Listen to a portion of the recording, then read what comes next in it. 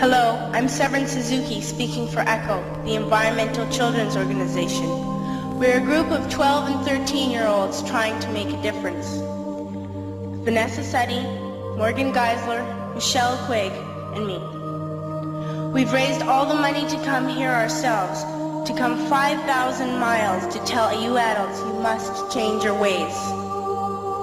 Coming up here today, I have no hidden agenda. I am fighting for my future. Losing my future is not like losing an election or a few points on the stock market. I am here to speak for all generations to come. I am here to speak on behalf of the starving children around the world whose cries go unheard. I am here to speak for the countless animals dying across this planet because they have nowhere left to go. I am afraid to go out in the sun now because of the holes in our ozone. I am afraid to breathe the air because I don't know what chemicals are in it.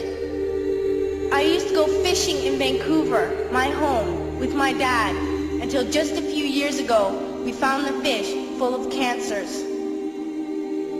And now we hear of animals and plants going extinct, every day vanishing forever. In my life, I have dreamt of seeing the great herds of wild animals, jungles and rainforests full of birds and butterflies. But now I wonder if they will even exist for my children to see.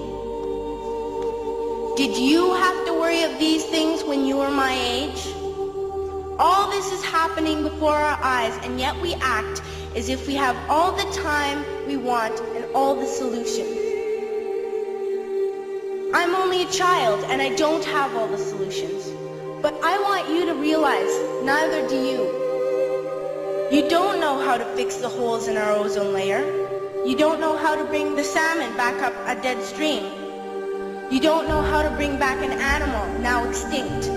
And you can't bring back the forest that once grew where there is now a desert. If you don't know how to fix it, please stop breaking it. Here, you may be delegates of your government, business people, organizers, reporters, or politicians, but really, your mothers and fathers, sisters and brothers, aunts and uncles, and all of you are someone's child. I'm only a child, yet I know we are all part of a family, 5 billion strong, in fact 30 million species strong.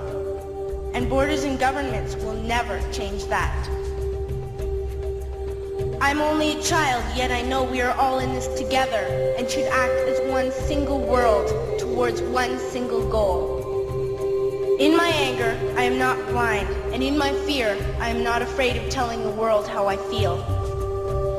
In my country, we make so much waste. We buy and throw away, and yet northern countries will not share with the needy. Even when we have more than enough, we are afraid to share. We are afraid to let go of some of our wealth. In Canada, we live the privileged life, with plenty of food, water, and shelter. We have watches, bicycles, computers, and television sets. The list could go on for 2 days. 2 days ago here in Brazil, we were shocked when we spent time with some children living on the streets. This is what one child told us. I wish I was rich. And if I were, I would give all the street children food, clothes, medicines, shelter, and love and affection. If a child on the streets who has nothing is willing to share, why are we who have everything still so greedy? I can't stop thinking that these are children my own age, that it makes a tremendous difference where you are born. That I could be one of those children living in the favelas of Rio. I could be a child starving in Somalia, or a victim of war in the Middle East, or a beggar in India. I am only a child, yet I know if all the money spent on war was spent on finding environmental answers, ending poverty, and finding treaties, what a wonderful place this earth would be.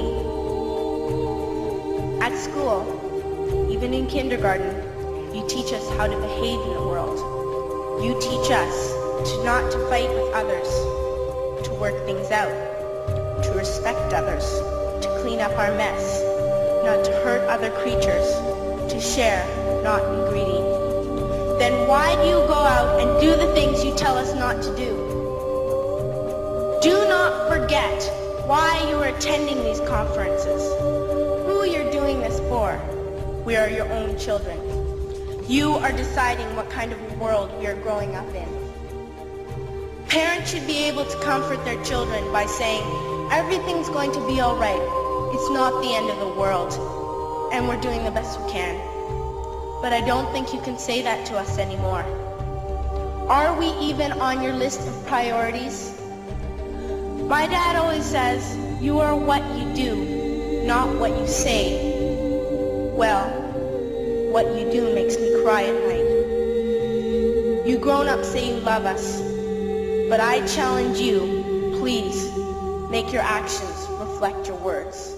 Thank you.